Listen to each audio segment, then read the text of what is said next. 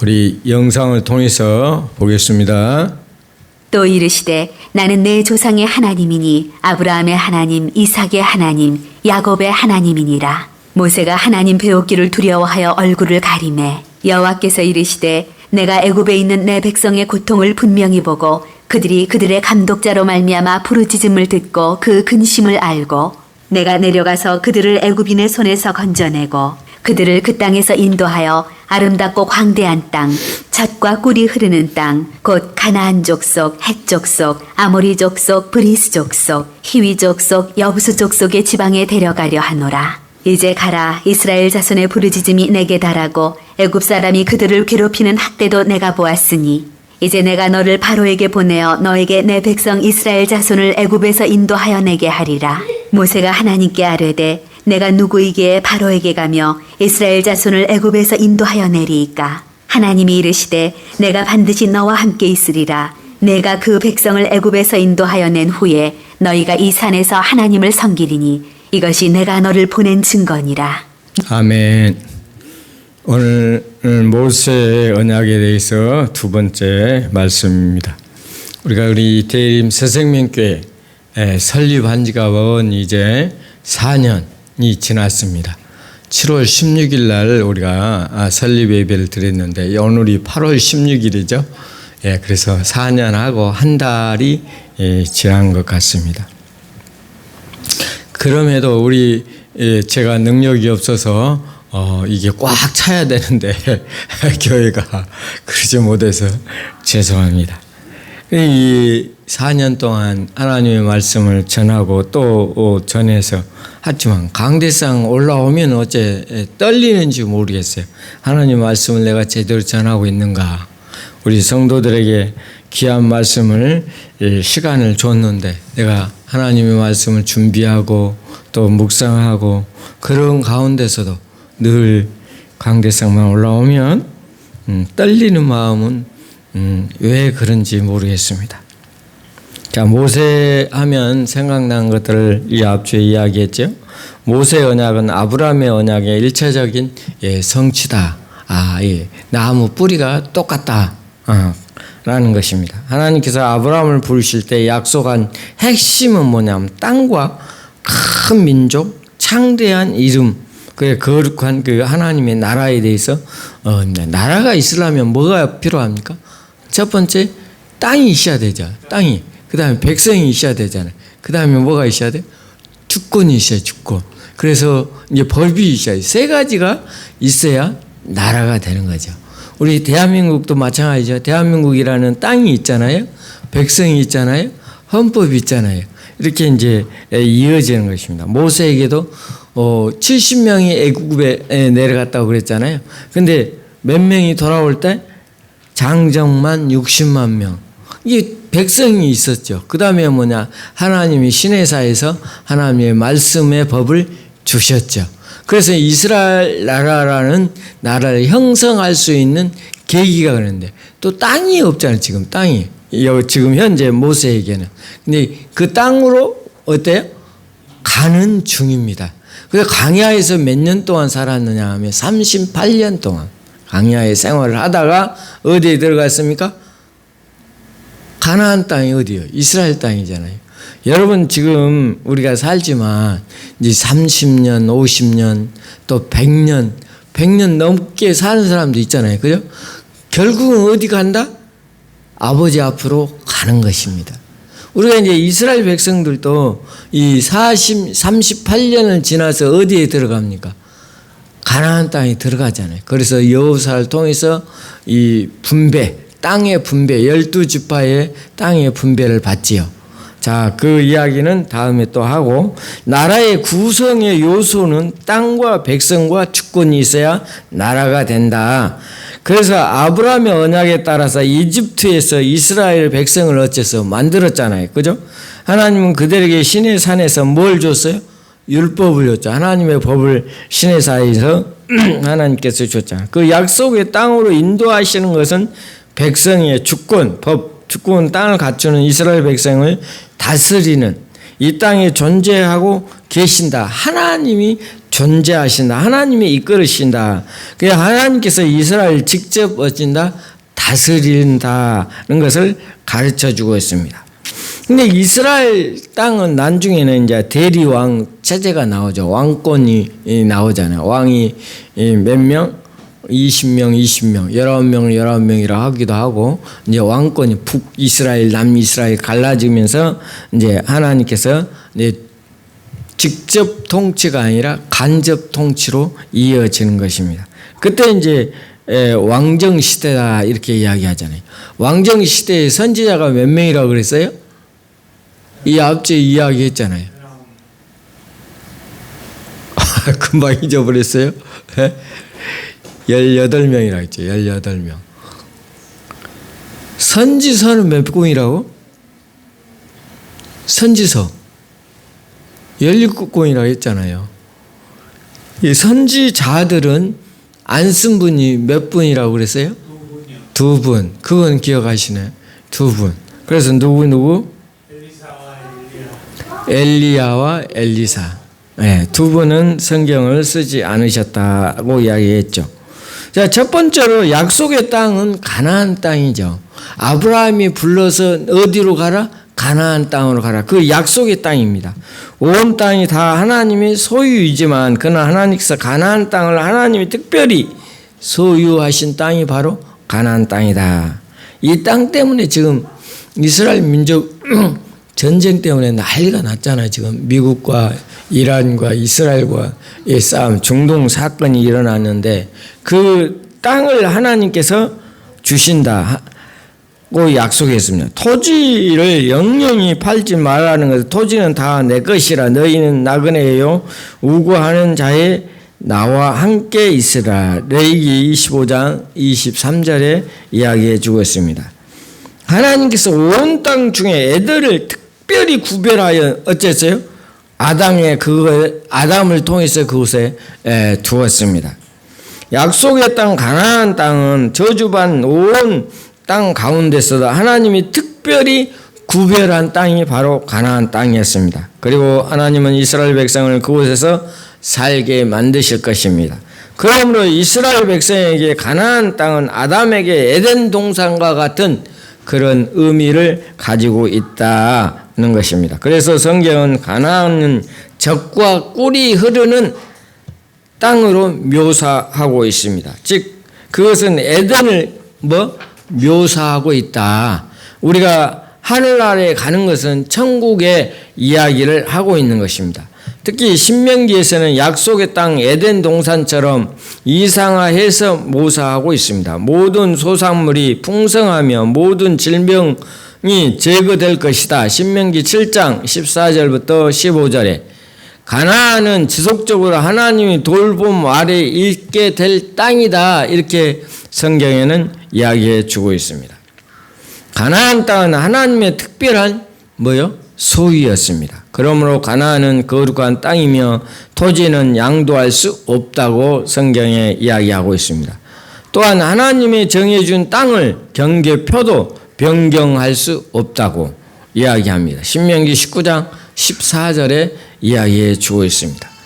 하나님의 땅을 기업 선물로 받은 이스라엘은 여호와의 영지를 경작하는 농작물이다. 우리가 농토를 보면은 이 대농이 있고 소농이 있는데 대농은 누굽니까? 하나님이시다니요. 하나님이 우리를 어떻게 지배하고 계셔서 소농으로 우리가 만들어 주고 있는 것입니다.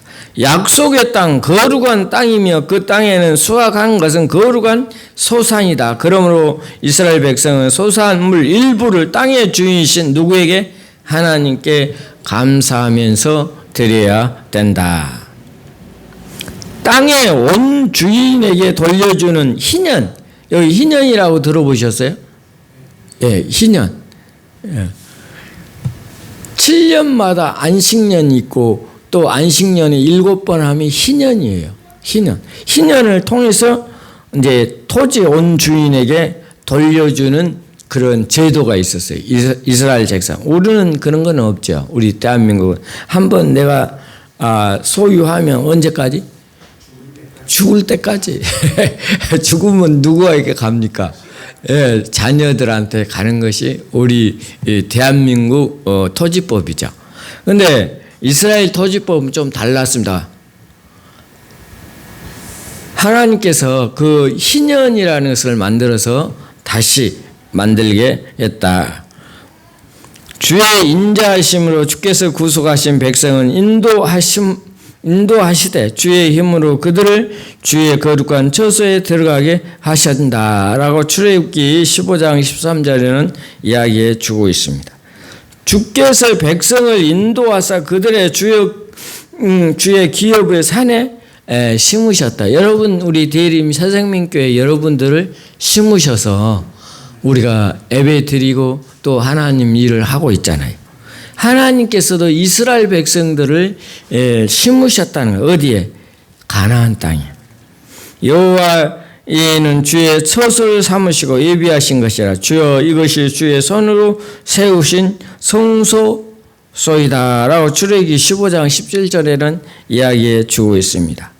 너희는 그 성소의 지경 곧 그의 오른손이 취하신 산으로 인도하시고 또 그 나라를 그들의 앞에서 쫓아내시며 줄을 쳐서 그들의 소유를 분배하시고 이스라엘의 지파들의 그들의 장막에 살게 하실 것이다.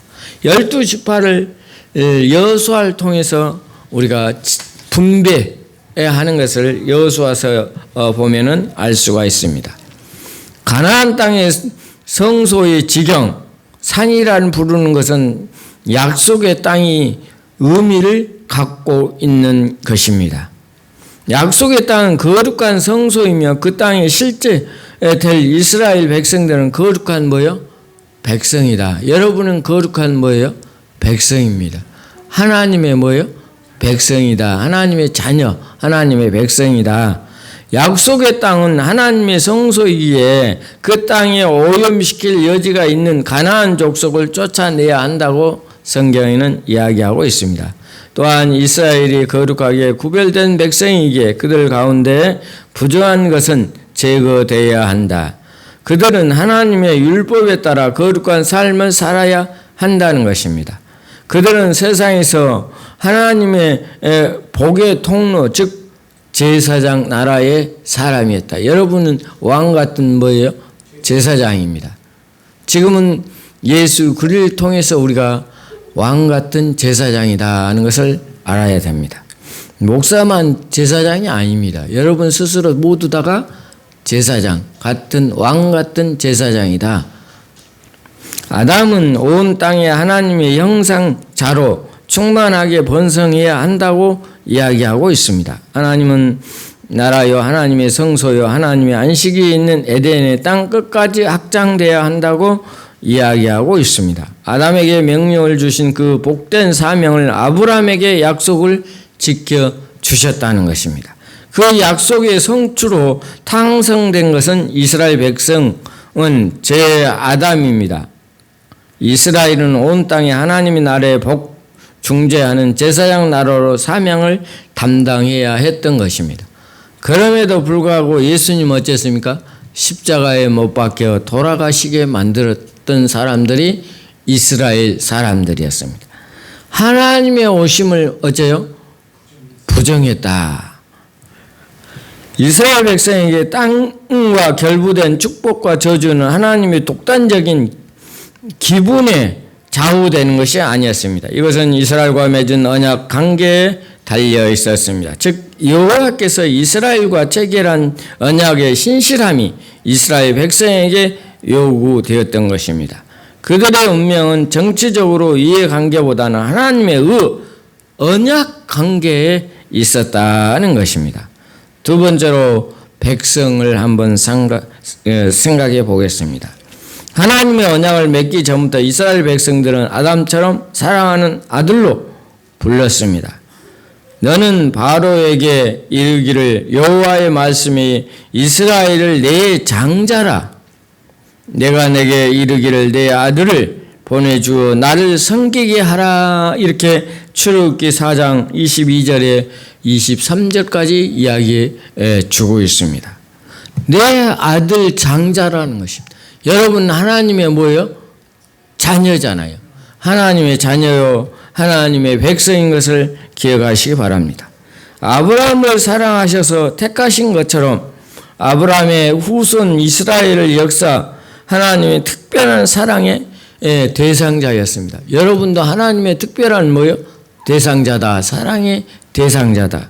우리 예수님을 믿는 하나님의 자녀들은 하나님의 특별한 사랑의 대상자들이라는 것입니다. 그러므로 아브라함의 선택해서 보여준 하나님의 사랑을 내리사랑을 하고 있는 것입니다. 이집트에서 이스라엘을 해방은 하나님의 신실한 사랑에서 나왔다 것입니다. 아브라함의 약속, 언약을 통해서 모세를 통해서 이스라엘을 구원하신 것입니다.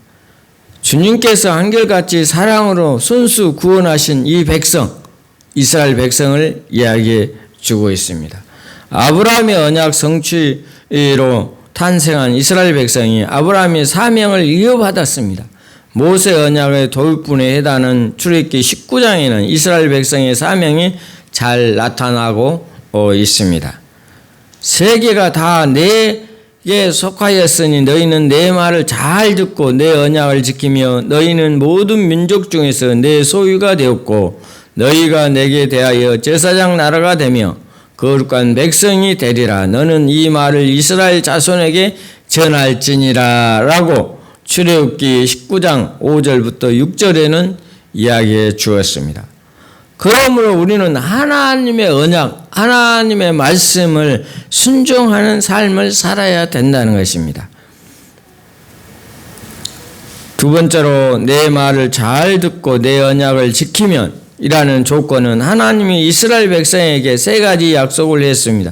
내 소유, 제사장 나라, 거룩한 백성을 차례대로 우리가 살펴보아야 됩니다.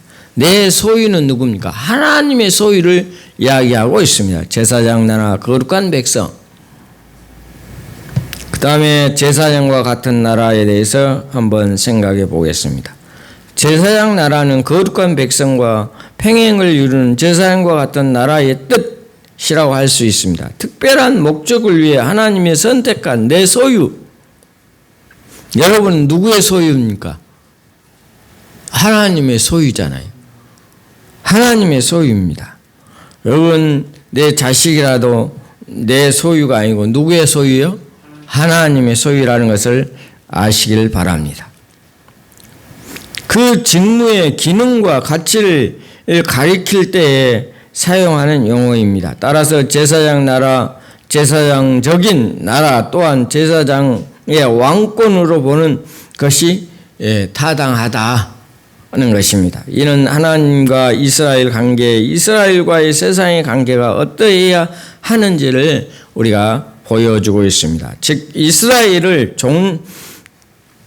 존재적으로 하나님을 섬기는 나라였습니다. 여러분도 하나님이 섬기는 백성들이잖아요. 그죠? 이스라엘은 기능적으로 열방을 섬기는 나라입니다.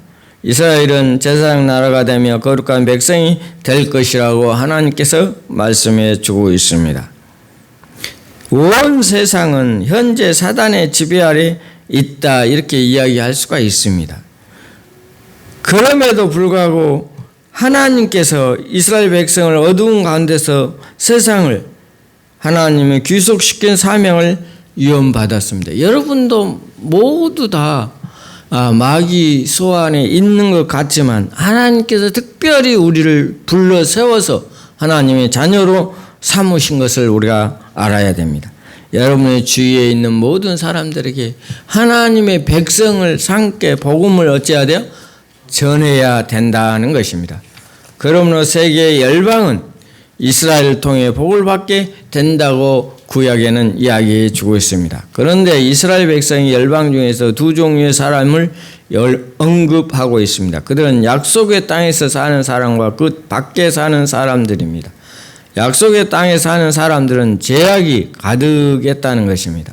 그들은 하나님의 성소인 약속의 땅을 파괴했습니다. 그래서 어떻게 됐습니까? 우리는 지금 예수 믿는 사람들에게 우리가 무엇을 해야 됩니까? 예수 믿는 사람들은 복음을 전해야 된다는 것입니다. 하나님은 약속의 땅에 사는 사람들과 연대 직짐을 주었습니다. 이런 이스라엘 백성이 약속의 땅을 넘어 나아가기를 열망하는 하나님의 뜻을 나타내고 있습니다. 우리의 삶 속에서 늘 주님과 함께하면서 주님의 말씀에 순종하면서 이스라엘 백성처럼 하나님의 말씀을 순종하는 사람이 되어야 됩니다. 이스라엘의 조상 아브라함의 땅의 모든 족속을 위한 복의 통로였다는 것입니다. 여러분이 한 사람 한 사람이 주님의 복의 통로다는 것입니다. 우리는 이 사명을 갖고 우리가 살아가야 됩니다. 여러분을 통해서 많은 사람들이 복을 받는 모든 우리 대림 새생명교회 모든 성도들이 되게 하시길 바랍니다. 신명기 18장 13절에는 이렇게 했습니다. 너는 내 앞에서 행하라 안전하라. 레기 11장 44절부터 45절에는 이렇게 했습니다. 거룩되었을 때 내가 거룩하니 너희도 거룩할지다 하셨느니라. 우리의 삶을 통해서 하나님께 영광을 돌려야 된다는 것입니다. 그러므로 너희는 내 모든 계명을 기억하고 행하며 너희 하나님 앞에서 거룩하라. 민수기 15장 40절.